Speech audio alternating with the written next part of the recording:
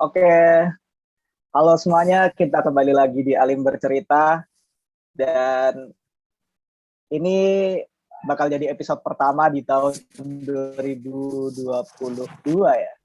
Ya, 2022.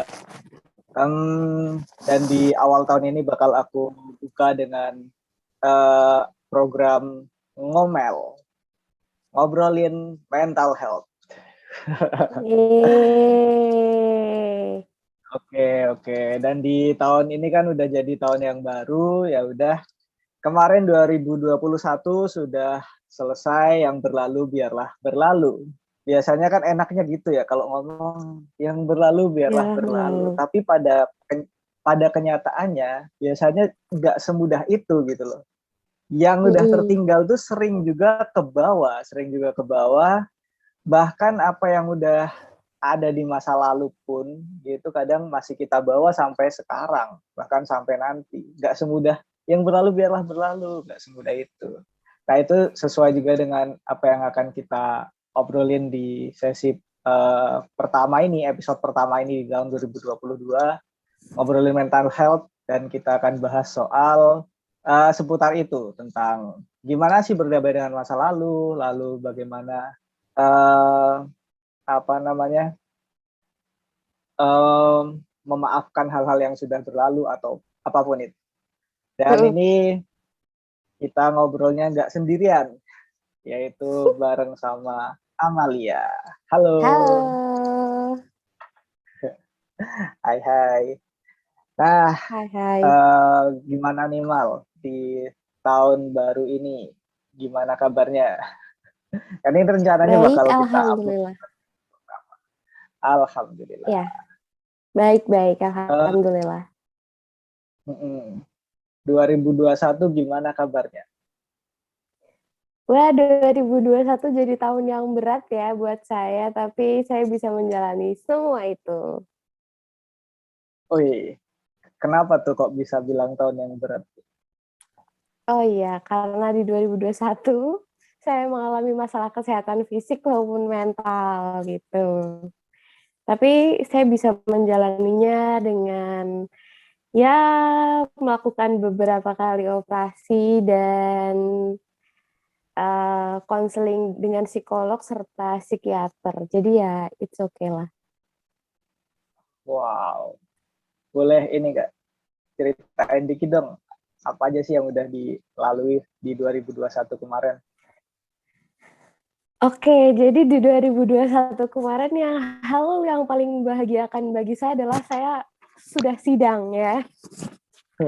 Itu sangat Oke, membahagiakan bagi saya karena saya sudah sidang oke, skripsi dan saya sudah lulus, tinggal nunggu wisuda. oke. Kemudian di tahun 2021 saya juga harus menjalani operasi gigi, operasi kelenjar getah bening. Ya, mungkin itu yang bisa saya ceritakan. Selain itu juga saya harus menjalani beberapa kali opnam karena kondisi mental saya tidak stabil.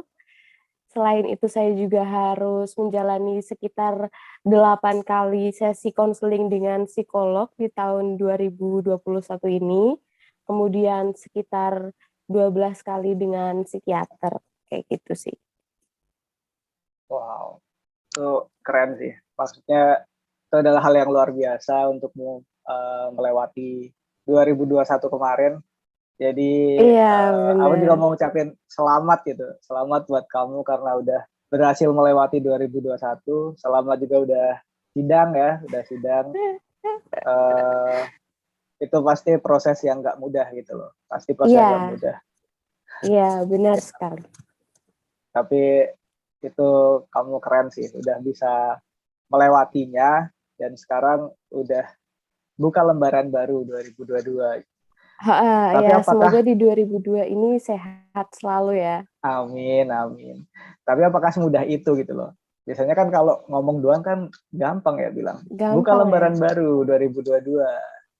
Tapi apakah Tidak semudah itu? semudah Menurutmu itu. gimana tuh? Menurut saya, menurut aku nih ya, tidak semudah Hmm, itu sih. Karena eh, aku belajar dari psikologku bahwa untuk merelakan dan menerima masa lalu itu perlu adanya self acceptance. Nah, penerimaan diri tuh. Tahu nggak penerimaan diri itu Kayak apa? gimana tuh? Kayak gimana tuh?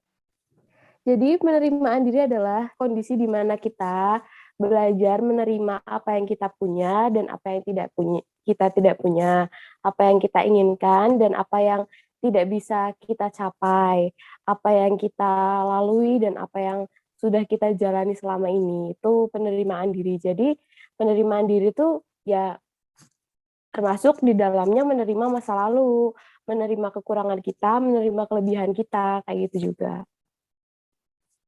Iya, iya.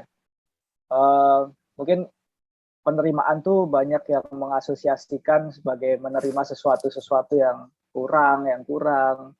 Tapi nggak Mm-mm. hanya itu, ternyata menerima kelebihan itu juga perlu gitu loh. Iya, menerima kelebihan juga perlu gitu, bener banget. Karena kita itu biasa diajarkan untuk hubungan dengan syarat, dengan apa ya? Maksudnya kita tuh biasa diajarin untuk, contohnya waktu kecil, oke, kamu kalau dapat juara baru saya apresiasi.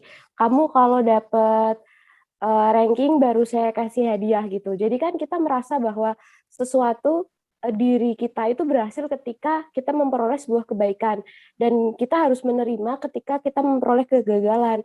Padahal sebenarnya di luar kegagalan yang kita peroleh itu juga punya kelebihan gitu. Yang mungkin kelebihan kita itu nggak harus diakui oleh orang lain, yang nggak harus ditunjukkan oleh orang lain, tapi diri kita sendiri pun juga harus bisa menerima itu. Maksudnya meskipun kelebihan itu nggak terlihat oleh orang lain, kita tetap harus bisa menerima dan mengakui hal itu gitu. Nggak harus nunggu ranking dan dilihat oleh orang lain, nggak harus nunggu juara dan dilihat oleh orang lain, kayak gitu sih. Iya sih, iya sih. Karena biasanya buat motivasi anak gitu loh. Biasanya orang tua emang kayak gitu. Ayo ini belajar yang rajin. Besok kalau juara kelas tak kasih atau apa gitu kan. Nah, Padahal ya kalau kalau kita pikir ya, misalnya nih, oh bener. misalnya dalam satu kelas tuh ada 30 orang misalnya. Lalu yang juara tuh kan Mm-mm. hanya satu orang ya. Berarti setiap Iya, tahun itu orang yang dapat hadiah cuma satu orang dong. 29 yang lainnya heeh. nggak dapat dong. Jadi terlupakan kan, jadi tersingkirkan kan, seolah-olah dari 29 yang lainnya adalah bukan orang yang baik, padahal sebenarnya enggak kayak gitu. Padahal sebenarnya mereka punya kelebihan masing-masing yang harus mereka akui juga, kayak gitu. Iya, iya, iya. Berarti emang apa ya, mengapresiasi itu juga hal yang perlu dilatih gitu ya. Itu adalah sebuah skill juga gitu loh. Nggak sesuatu yang bisa ada dengan sendirinya, tapi perlu dilatih Mm-mm. juga itu untuk Iya, mengapresiasi. bener-bener. Kalau Hmm. dari buku yang saya baca, dari buku yang aku baca itu, Buku apa tuh? buku judulnya Yang Belum Usai, dari Pijar Psikologi yang ditulis oleh Mas Regis Mahdi dan teman-teman. Ya, Mas Oke. Regis Mahdi dan teman-teman. Nah, itu di situ menjelaskan bahwa untuk memperoleh penerimaan diri, supaya kita bisa menerima diri kita tuh harus punya self awareness. Self awareness adalah kondisi di mana kita menyadari secara penuh dan secara jujur kondisi kita tanpa pengaruh dari orang lain, kayak gitu.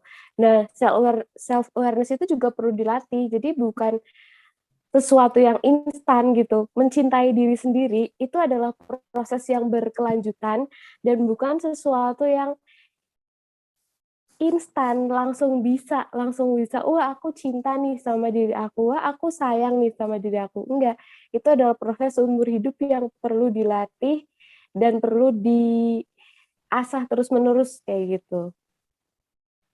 Oke, oke, bener sih. Kayak apa ya? Menggali diri, apa mengenali kekurangan kelebihan tuh nggak semua orang mampu gitu loh. Itu emang sesuatu yang perlu Benar. dilatih. Bahkan kalau sekarang pun ada yang tanya, Lim, kekuranganmu apa? Coba sebutin 10 gitu. Belum tentu aku bisa nyebutin 10 dalam waktu yang singkat gitu loh. Harus mikir-mikir dulu apa ya kekuranganku. Pun sama ketika Iya, ditanya benar. Lim coba sebutin 10 kelebihanmu gitu. Itu pun juga bakal susah gitu loh. Itu kan berarti bukti bahwa sebenarnya kita belum terlalu aware sama diri kita sendiri gitu. Iya nggak? Iya, benar. Terus tadi aku bicara soal di opening tadi kan aku bilang membuka lembaran baru tuh mudah kalau diomongin, tapi ternyata enggak juga kalau prakteknya. Bahkan sesuatu yang dari masa lalu pun bisa kita bawa sampai sekarang dan ke depan nanti. Mungkin kalau teman-teman pernah dengar juga ada istilah inner child. Inner child. Iya, inner child.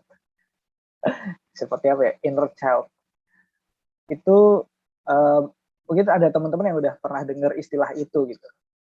Nah, kalau menurutmu inner child itu apa sih, Mal? Dengarkan episode lengkapnya di Anchor dan Spotify.